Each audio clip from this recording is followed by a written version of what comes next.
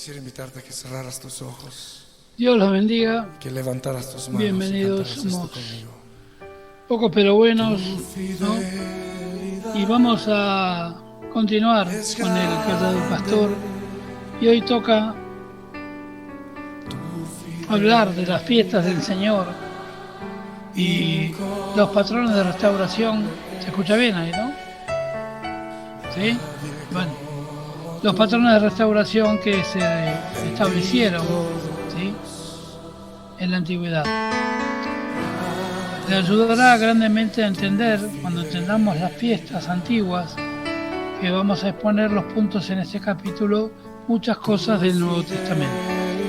Las estaciones o temporadas de fiestas, estas son las fiestas solemnes de Jehová, dice el Levítico 23:4, las cuales convocaréis en sus tiempos. El tabernáculo de Moisés nos da un patrón terrenal de las cosas de los cielos. Léeme, Mónica, por favor, Hebreos 8:5.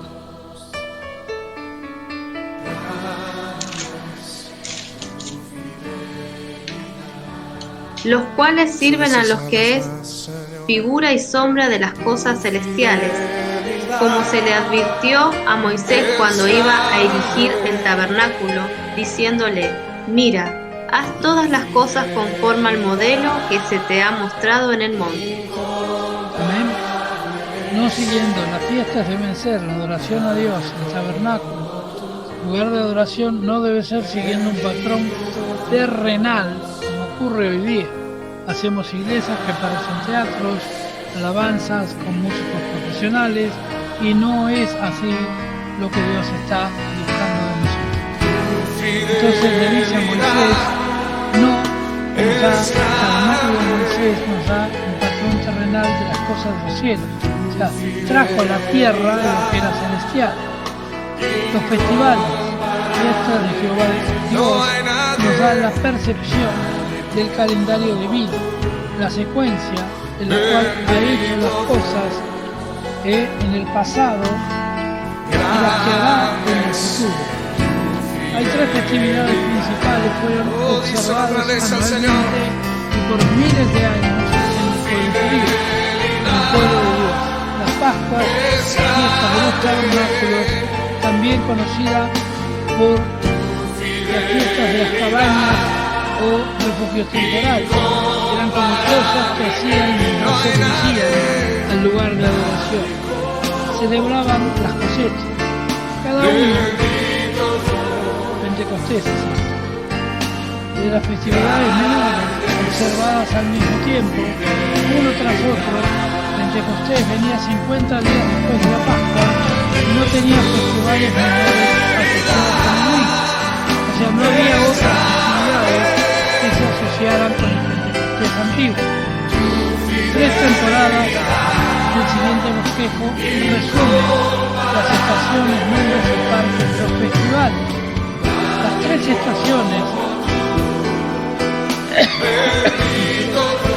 de los cuales los festivales son observados es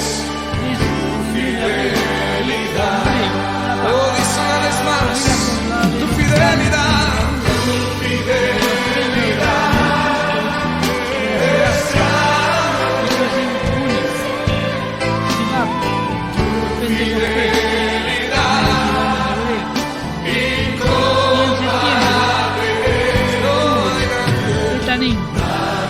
precedida por el día de las trompetas y el día de la expiación. O sea, que había dos fiestas previas: trompetas, el anuncio del año nuevo o la venida de Dios, y de la expiación, o sea, el perdón total de los pecados, la fiesta de los tabernáculos. En esto queremos decir, cuando las fiestas observadas en sus temporadas. ¿Qué quiere decir esto? Que las fiestas debían celebrarse religiosamente en cada fecha marcada. ¿Por quién? ¿Por el hombre? ¿Por el sacerdote? No, por Dios. Las estaciones espirituales y naturales existen, estaciones espirituales que coinciden con las naturales. ¿Qué quiero decir? Las estaciones naturales son otoño, primavera, invierno, verano, ¿sí? Y las estaciones espirituales son aquellas que Dios marca, que Dios marcó en el calendario espiritual para poder nosotros entender. Dice la palabra de Dios, existen las estaciones espirituales, así que arrepentidos y convertidos para que vengan de la presencia de Dios el Señor los tiempos de refrigerio. La fe es la obra de Cristo, hizo en la cruz pagar por la culpa de nuestros pecados. ¿Sí? Entonces, tenemos que entender que la cruz es también una estación espiritual. La cruz es una estación, quiere decir, marca un punto que nos llama a la reflexión.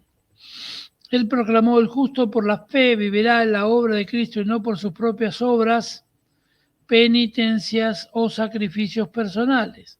Lutero, Martín Lutero, el padre de lo que es el evangelismo moderno, el padre de los protestantes, como nosotros, enseñó que todos somos salvos por la gracia por medio de la fe. Quiere decir que la fe es una de las estaciones más importantes de la vida de un creyente. ¿La fe en qué? En la cruz, ¿sí? La cual nos muestra, sino que es un don de Dios. Lee Efesios 2:8.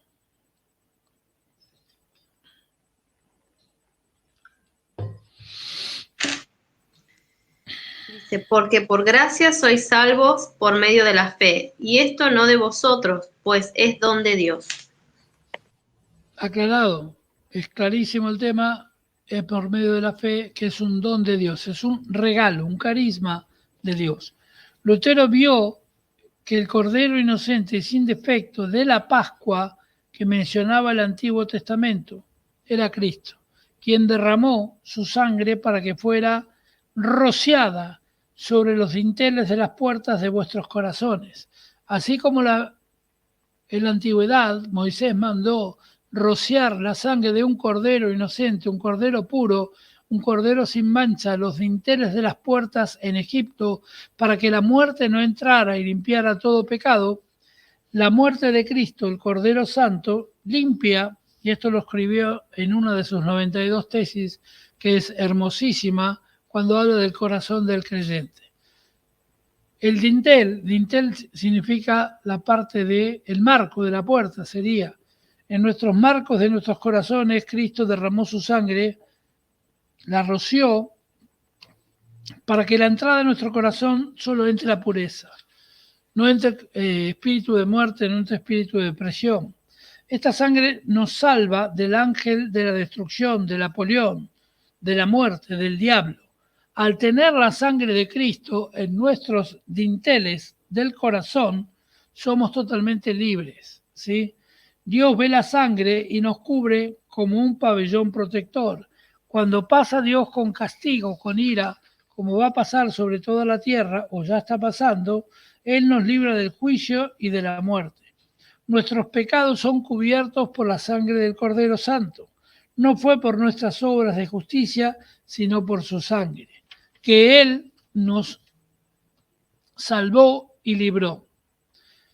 Oh, qué Pascua gloriosa celebramos cuando si aceptamos su salvación como un don gratuito, o sea, no tiene costo, es un regalo de Dios.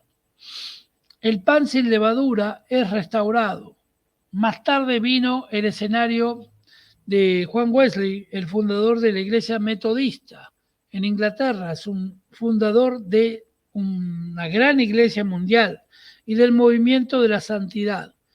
El ministerio de Juan Wesley y la Iglesia Metodista siempre propugnó, llevó al pueblo a la santidad a través de la palabra de Dios, a través de la enseñanza. Él enseñaba que no solo Dios deseaba perdonar nuestros pecados, sino salvarnos del poder del pecado en nuestras vidas. Wesley enseñaba acerca del remedio de Dios para el poder y el hábito del pecado. El remedio de Dios contra el pecado es la sangre de Cristo. ¿Sí? El remedio de Dios es la sangre de Cristo. Lutero nos enseñó nuestra gloriosa posición, que somos aceptables al Padre a través del sacrificio expiatorio de su Hijo Jesucristo, el Cordero Santo. El segundo Cordero que la Biblia menciona es Jesús, el Cordero Santo inmolado, ¿sí? Su Hijo Jesucristo, quien dio satisfacción pública, pagó, quiere decir, por nuestros pecados, y pagó toda deuda o castigo que cualquier persona tuviere. Ya está pago, ya está cancelada la deuda, el diablo no tiene más autoridad. El pastor Wesley, John Wesley, fundador de los metodistas, enseñó allá por el 1700 y poco que Dios quiere nuestra justicia sea evidente en nuestras acciones. O sea, la enseñanza metodista es que tenemos que no solo decir soy cristiano, sino parecerlo y serlo. Vivir la palabra, actuar la palabra, no solamente recibirla o hablarla, sino que practicarla. Wesley enseñó que Dios desea traer nuestros pensamientos, palabras y acciones a una armonía o acuerdo mutuo con nuestra posición legal de la justicia ante Él. Y Él enseñó que es importante que vivamos píamente. ¿Qué es píamente? En santidad. Vio que se dice el impío, la palabra impío. Vivir píamente es vivir en santidad, en castidad, vivir según la palabra de Dios, piadosamente, quiere decir. Ya que hemos recibido la justificación divina como un don. En Wesley, Dios estaba restaurando la fiesta de los panes sin levaduras. Los panes sin levadura. En la Biblia, la levadura es un símbolo del pecado y la contaminación. Algo que crece y no nos damos cuenta, pero comenzamos con una mirada y terminamos tal vez en una fornicación o pecado o destrucción, ¿sí? Así es la levadura, que va creciendo, creciendo y creciendo. Es el símbolo del pecado o la contaminación. En la Biblia también, así que celebremos la fiesta sin levadura. ¿Por qué los panes sin levadura? No era solamente por la prisa, es el símbolo de sin pecado, emprender un nuevo camino sin pecado. Dios los llevó a la libertad y les pidió, no pequen. Así que celebremos la fiesta no con la vieja levadura y no con la levadura de malicia y maldad, 1 Corintios 5:8 dice, no con la vieja levadura del pecado. Apartémonos del pecado, apartémonos de lo viejo, apartémonos de lo tóxico. El poner toda levadura fuera de nuestras vidas es como echar el pecado fuera también. Por lo tanto, la fiesta de los panes sin levadura nos habla de verdades bíblicas relativas a la santidad de la vida y ministerio. Otra fiesta que se restauró en el Nuevo Testamento es el Pentecostés. Restaurar quiere decir poner a nuevo, poner de una nueva manera, de una nueva forma. A principios del siglo XX, en 1900, Dios comenzó a restaurar la fiesta del Pentecostés, en la cual se cosechaban los primeros frutos. Era la fiesta de las cosechas. Como resultado, la mayoría de los cristianos comprenden ahora que la experiencia pentecostal todavía está en los planes de Dios para los santos. Yo soy pentecostal, este ministerio es pentecostal, creemos en el movimiento pentecostal. Ha crecido rápidamente en todas partes del mundo durante el siglo XX y lo que va del XXI. La cosecha más grande de almas de la historia de la Iglesia ha sido recogida principalmente por iglesias pentecostales. Las iglesias de mayor crecimiento en el mundo han sido las pentecostales durante el siglo XX y lo que va del XXI. ¿Sí? Y en esta década que va desde el 2010 al 2022 que estamos, hay una inmensa cosecha que falta recoger, mayor que todas las anteriores en tal vez 1000 años. Vendrá la temporada de la fiesta de los tabernáculos, de gran afluencia, y es llamada de tabernáculos porque se festejaba la cosecha mayor, mucho más grande, la cual tendrá cumplimiento en los años que estamos viviendo y los siguientes. Vamos a vivir fiesta de tabernáculo.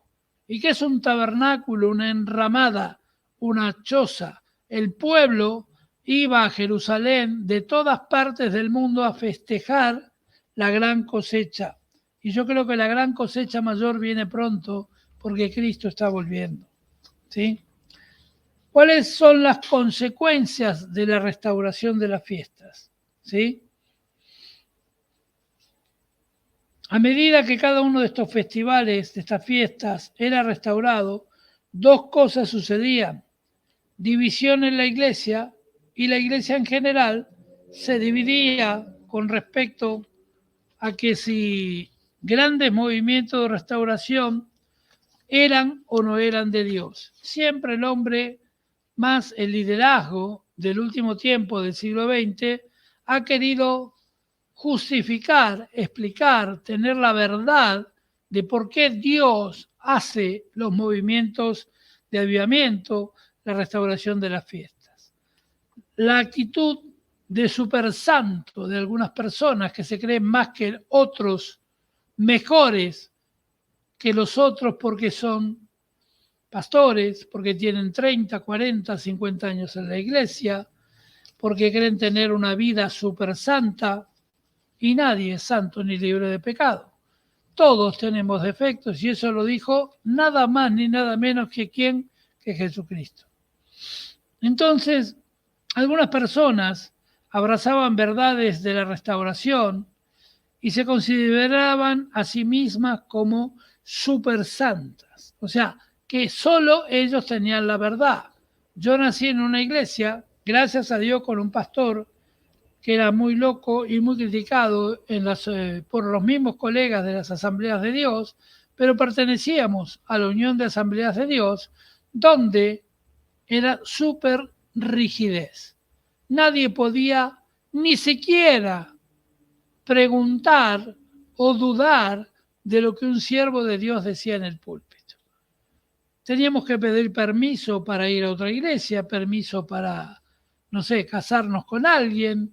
Solo el pastor era el supersanto que recibía la voz de Dios, y si el pastor no daba la bendición, no te podías ni siquiera casar. Todas cosas que no son verdades. Y yo creo que ni los supersantos ni los otros, ni los superrebeldes, están bien.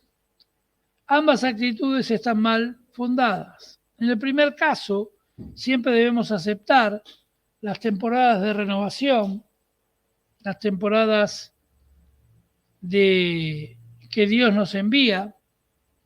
Hay cosas que Dios va renovando. Por ejemplo, en mi vida siempre digo, llevo 35 años de ministro y en estos 35 años, cada 7 años Dios me va cambiando la tarea. No cambia mi esencia, pero sí la forma, el trabajo, el ministerio, hacia dónde ir. He sido conferencista, evangelista, pastor, he sido profeta toda la vida, pero hay cambios y debemos aceptarlos. ¿Sí? Lo que no cambia es la palabra y la persona en su esencia. Soy cristiano por naturaleza, soy pentecostal porque creo en los dones del Espíritu. ¿Sí? Soy de esencia de Dios. Ambas actitudes no son buenas en el extremo. En el primer caso, si me creo súper santo, debemos aceptar las renovaciones que Dios nos envía. No ser religioso, no ser fariseo, como yo digo. El fariseo se aferra a la palabra solamente escrita y eso es la verdad y eso es costumbrismo y la costumbre y el rito. No, tampoco está bien. En el segundo caso, Dios no desea que nosotros nos creamos la flor y lo mejor de la iglesia, lo exclusivo, lo sectario, que seamos los únicos en tener la verdad. Se hablaba de la Asamblea de Dios, que nos enseñaban que la Santa Asamblea, Santa le decía, la Santa Asamblea de Dios era la que tenía la verdadera doctrina bíblica, que el resto estaba equivocado. y solo la iglesia Asamblea de Dios era la que tenía. Mentira. La Biblia dice que es de libre interpretación en el alcance de todo el mundo para que nadie se glorifique. Libre interpretación, lo dice la Biblia, no lo digo yo. Entonces, también hay gente que tiene o cree que su conocimiento es mayor que el de los demás. Un espíritu de arrogancia puede impedir la marcha constante de la restauración de nuestras vidas. Todas las fiestas serán restauradas y se están restaurando todas las fiestas de la iglesia. No quiere, para que nadie se quede adherido a una obra de restauración y ponga resistencia a un continuo movimiento de revelación. Dios está revelando continuamente, Dios está entregando continuamente. Entonces Jehová dijo a Moisés, di a los hijos de Israel que marchen. Éxodo 14:15. Dios le dijo a Moisés una orden directa y concreta, marchen. ¿Sí? Entonces eso es una revelación. Quizás usted llegó al bautismo, un bautismo rico en el Espíritu. La fiesta de Pentecostés ya llegó para usted, pero recuerde que aún queda mucha tierra por poseer. Léeme que dice Josué 13:1.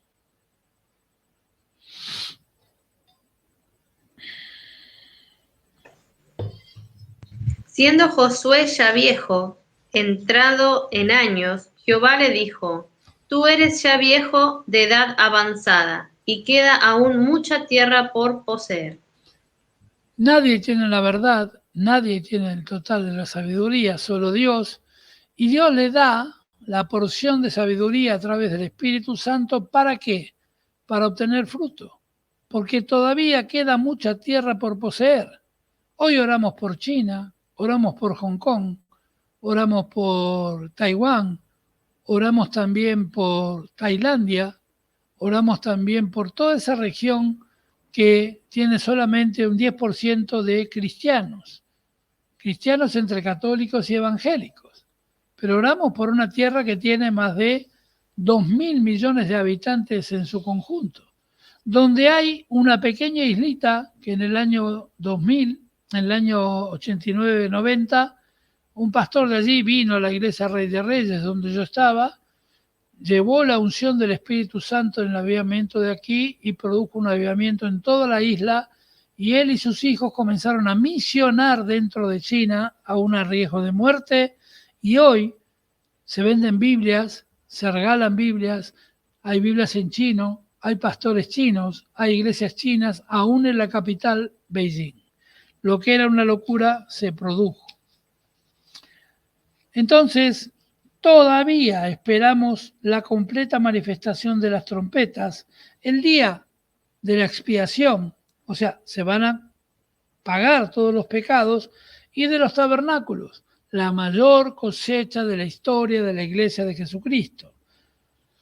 Continúe siguiendo la nube de gloria. Cuando la nube se alzaba en el tabernáculo, los hijos de Israel se movían en todas sus jornadas. Si la nube se detenía, allí quedaban. Éxodo 40:36 lee.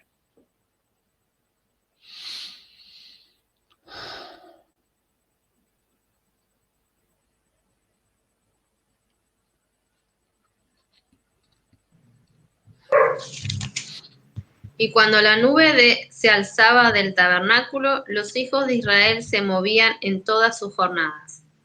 O sea que Dios siempre te va a dar la orden de marchar, de parar, de seguir, de avanzar, pero nunca de retroceder. Jamás en la Biblia está escrito que Dios le ordenó al pueblo retroceder. El cristiano nunca retrocede, avanza. El Espíritu Santo se está moviendo a través de la iglesia en todo el mundo. En todo el mundo se está moviendo. Donde quiera que hay una renovación y poder santo, allí se encontrará alguien hablando el mensaje de restauración. ¿Qué es restaurar? Recomponer, reanimar, reavivar, dar nueva vida, que madura a los miembros de la iglesia y los prepara para hacer el trabajo del ministerio.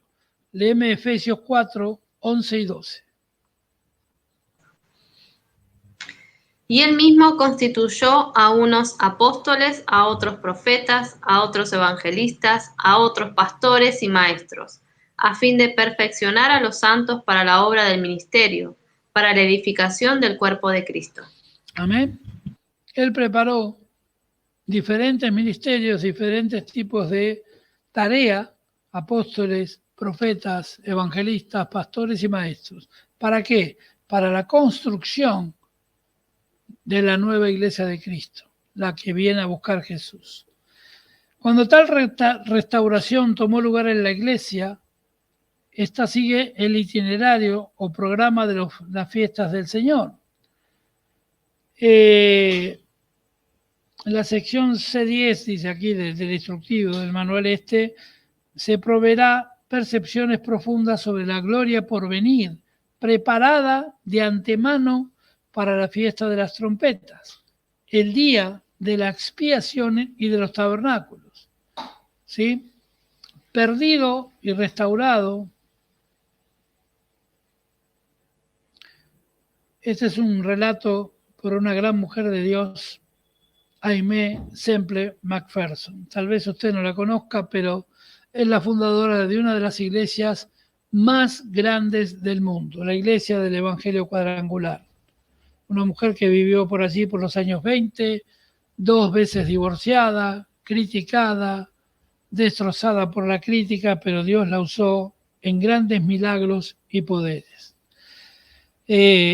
No os acordéis de cosas pasadas, dice la palabra, ni traigáis a memoria las cosas antiguas. He aquí que yo hago cosa nueva, dice Isaías 43, 18 y 19. Dios ha prometido hacer una cosa nueva en los últimos días. Y estamos viviendo los últimos días, estamos viviendo el tiempo más emocionante de la historia de la iglesia.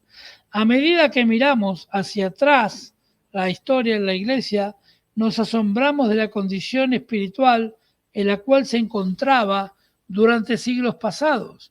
Isaías describe con las siguientes palabras: desde la planta del pie hasta la cabeza no hay en él cosa sana, sino herida, hinchazón, podrida, llaga, no están curadas, ni vendadas, ni suavizadas con aceite. Vuestra tierra está destruida, vuestras ciudades puestas en fuego, vuestra tierra delante de vosotros comida por extranjeros y asolada por asolamiento de extraños. Y queda la hija de Sión como enramada en la viña, como cabaña en melonar, como ciudad asolada. Isaías 1 del 6 a 8. Este lenguaje que usa el profeta, descriptivo, expone con exactitud la condición de la iglesia a través de gran parte de su historia en el primer siglo de la iglesia. Está hablando inmediatamente cuando Jesús ascendió a los cielos. Era una iglesia débil, una iglesia que había pecado, una iglesia que había cosas escondidas, pero sin embargo, en estos más de 20 siglos de iglesia, el Señor fue purificando, cambiando, transformando hacia un nuevo horizonte. Por supuesto que lo está, ¿sí? Dios está haciendo algo nuevo en este tiempo. Él está visitando la iglesia una y otra vez a fin de restaurar su belleza original. El modelo original de Dios es la iglesia. Entonces, el salmista describe perfectamente la condición de la iglesia por la cual Cristo llegará pronto. Lo describe claramente: toda gloriosa es la hija del rey en su morada. De brocado de oro es su vestido. Con vestidos bordados será llevada al rey. Vírgenes irán en pos de ella, compañeras suyas serán traídas a ti. Serán traídas con alegría y entrarán en el palacio del rey. Salmo 45, versículo 13-15. Dios no viene a buscar una iglesia manchada, Dios no viene a buscar una iglesia en destrucción. Así que si usted es uno en los cuales el Señor ha escogido para ser un ministro, para dirigir un rebaño, para ser un ministro de justicia ante el pueblo de Dios. Si es así, es importante que entendamos esto. Si tengo el llamado, el corazón de un ministro de Dios, Dios está haciendo una obra de restauración en la iglesia por medio del derramamiento del Espíritu Santo. Sin el Espíritu Santo no hay ministro de Dios. No puede haber ministros de Dios por cursos hechos solamente en institutos bíblicos. No hay ministros de Dios. Para ayudarle a comprender algo de la magnitud de la obra de Dios en la iglesia de nuestra era, estamos incluyendo un mensaje puesto bajo una gran unción profética. Este mensaje fue pronunciado en Londres, Inglaterra, cuando una sierva de nuestro Señor, Aimee Semple McPherson, la fundadora de la Iglesia Cuadrangular de Los Ángeles, California, pero estaba en Londres, iba camino hacia China. ¿Por quién oramos hoy? Por China. Ya en aquel momento, en 1923, esta hermana, siendo mujer, viajaba hacia China para hablar la palabra de Dios, en pleno apogeo del comunismo ateo y salvaje. Más tarde Joel hace un llamado, entra a la entrada y el altar, y lloren los sacerdotes y ministros de Jehová y digan: perdona, oh Jehová, a tu pueblo, no entregues al oprobio de tu heredad, porque han de decir entre los pueblos: ¿dónde está su Dios? ¿Sí? Fuera de este tiempo de arrepentimiento y humillación, Dios extiende esta maravillosa promesa de restauración.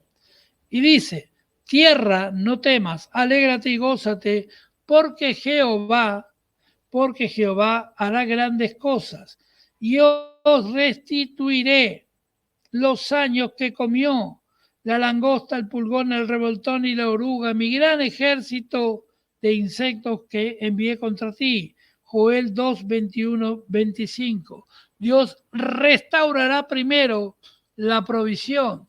Dios te restaurará todo, tu imagen, tu ropa, tu casa, todo, las paredes rajadas. ¿Para qué?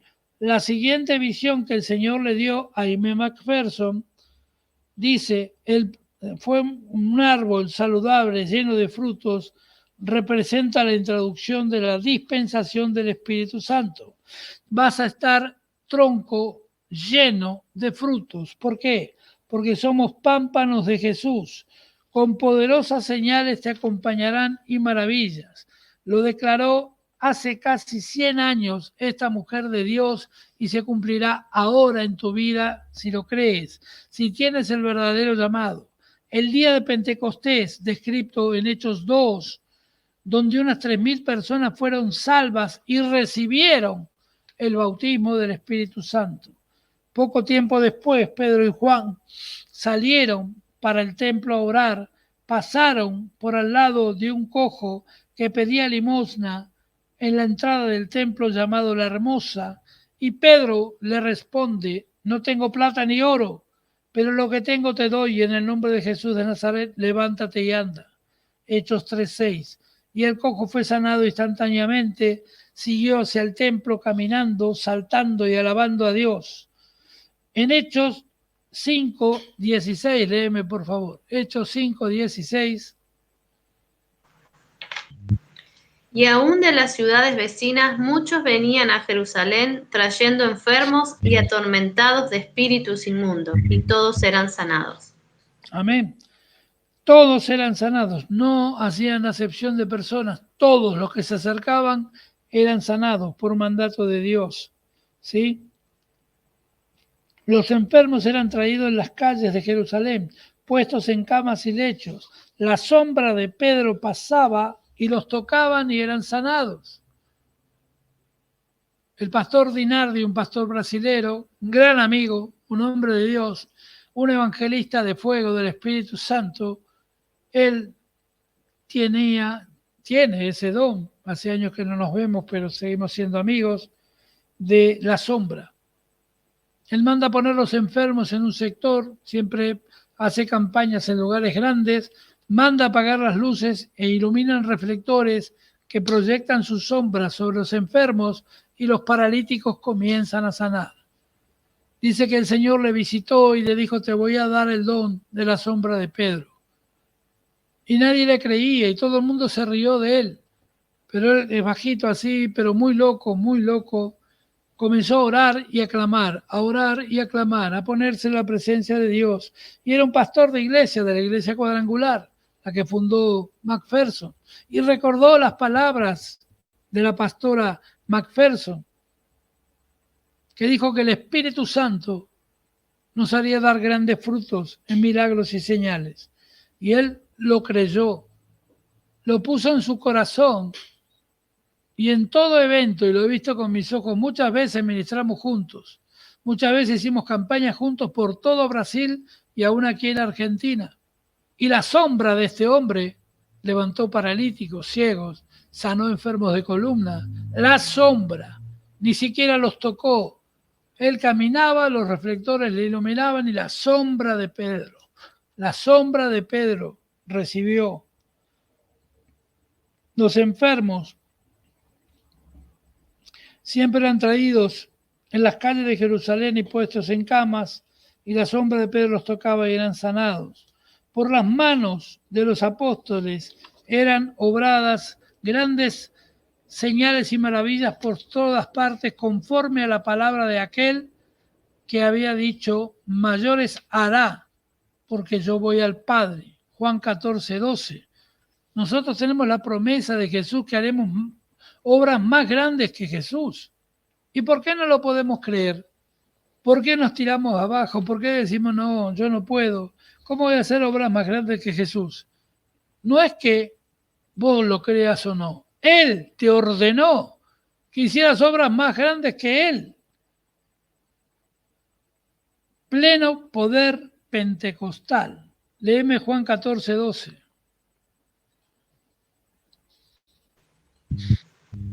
De cierto os digo, el que en mí cree, las obras que yo hago, él las hará también, y aún mayores hará, porque yo voy al Padre.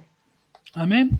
Mientras que el árbol, visto en el círculo, uno se mantuvo erecto en su perfección, la iglesia se mantuvo ardiendo en el pleno poder y gloria pentecostal del Espíritu Santo. Las palabras de Jesús fueron cumplidas en hechos y en verdad. Aquellos hombres comunes, los apóstoles, como tú, como yo, como cualquiera, fueron puestos revestidos con el poder de lo alto. Aquellos que habían sido pescadores humildes, hombres humildes, tal vez hombres con algún puesto, cobradores de impuestos, fueron llenos del poder de lo alto cuando vino el Espíritu Santo. Pedro, una vez tímido, quien había temblado ante la acusación de una niña cuando le preguntó si conocía a Jesús, ya no lo era. Hombres y mujeres sin letras fueron transformados en llamaradas de fuego para proclamar el Evangelio. Lee Hechos 4:13.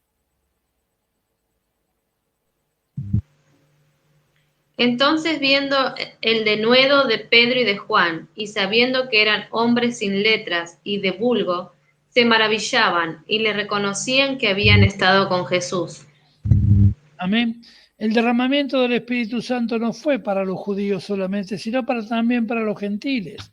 En Hechos 10, vamos a ver Hechos 10, vemos a Pedro predicando a Jesús a los gentiles.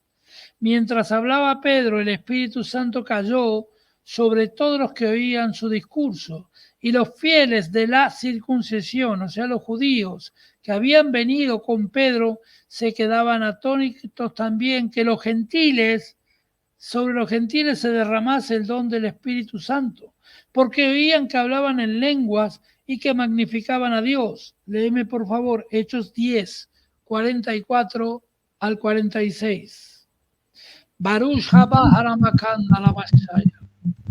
Mientras aún hablaba Pedro estas palabras, el Espíritu Santo cayó sobre todos los que oían el discurso.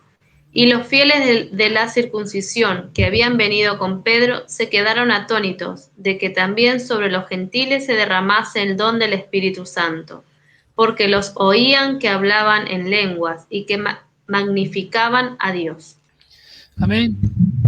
El derramamiento es para todos, el Espíritu Santo es para toda criatura. En aquellos maravillosos días, la lluvia temprana, la lluvia que cae en primavera, llamada Joret en hebreo, Joret, lluvia temprana. Israel es 7 valles, 7 montes y 7 valles de piedra. Y el que sabe plantar, el que sabe de semillas, sabe que en la piedra nada crece. Pero esta lluvia temprana que cae continuamente ablanda la piedra. Y eso es cuando llega Cristo a tu corazón. Ablanda la piedra para que entre la semilla de la palabra. Ese es el proceso de Dios. Esa es la analogía de la lluvia temprana. Pero la lluvia temprana necesita también de una lluvia tardía que te dé la cosecha grande, el poder grande, el fruto grande. Y el malgosh, que en hebreo es lluvia tardía, M-A-L-G-O-S-H, ¿sabe qué significa? El Espíritu Santo. Porque ahí te da la abundancia, los milagros, las señales, las maravillas. A todo aquel que cree tiene lluvia temprana y tardía. La lluvia temprana es la presencia de Jesús. Abre tu corazón. Marca con la sangre del Cordero los dinteles de tu corazón. Es sembrada la palabra. Aceptamos a Cristo. Somos bautizados. Tenemos un encuentro con el Señor Jesucristo. Y luego llega la lluvia tardía, que es la que da abundante cosecha. Y ese es el Espíritu Santo. El derramamiento del Espíritu Santo, vemos a Saulo, en aquellos maravillosos días de la lluvia temprana, la lluvia primaveral, el derramamiento del Espíritu Santo, vemos a Saulo de camino a Damasco para perseguir y matar cristianos, ¿sí? Esa era su tarea. Pero Pablo fue derribado del caballo, Pablo tuvo que ayunar a la fuerza porque quedó ciego. 3 días estuvo ciego y ni siquiera quería comer de la depresión, pero eso fue un ayuno. Y al tercer día Jesús le habló y le dijo: a partir de ahora me servirás. Mandó a Bernabé que impusiera sus manos, fue sano y libre, y luego le da la visión del varón macedonio para indicarle a dónde tenía que ir a predicar la palabra de Dios. Un hombre que era judío, que era fariseo, que conocía la palabra, pero que odiaba a los cristianos. ¿Sí? Entonces, vemos, y para concluir, lo que quedó de la oruga comió la langosta, lo que quedó del revoltón el pulgón, todo lo que había quedado destruido hoy es renovado, restaurado, y el nombre de Jesús es exaltado. Léeme Hechos 3:19, ¿sí?